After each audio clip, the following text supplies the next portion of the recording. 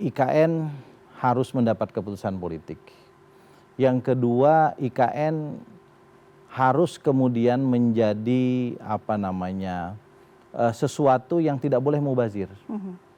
Kita tahu sekarang anggaran untuk operasionalisasi pemeliharaan gedung dan seterusnya itu 300 miliar per tahun.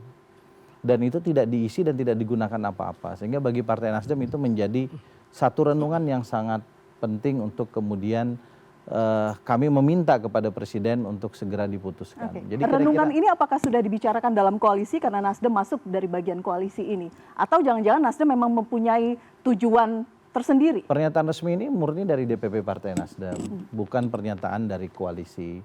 Kendati memang setelah beberapa hari pernyataan ini kami munculkan, perbincangan-perbincangan di level misalnya kami sesama anggota DPR di Senayan itu menjadi intens.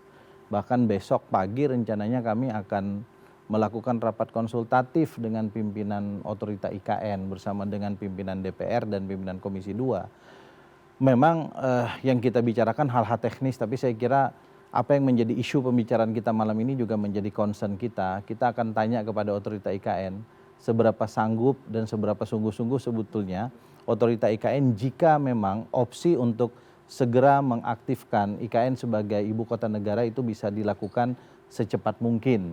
Nah, saya sendiri perlu tambahkan 3 bulan yang lalu pernah memanggil Menteri PAN dan Reformasi Birokrasi serta Kepala Otorita IKN ke Komisi 2 DPR RI melalui satu RDP di Komisi 2 DPR RI. Satu pertanyaannya, apakah pemerintah sudah punya blueprint untuk melakukan mutasi terhadap ASN yang ada di kementerian lembaga di tingkat pusat ke Otorita IKN? Jawabannya mereka sudah punya.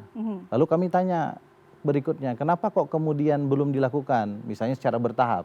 Karena memang tidak mungkin dilakukan secara keseluruhan terkait dengan kebutuhan infrastruktur dan seterusnya.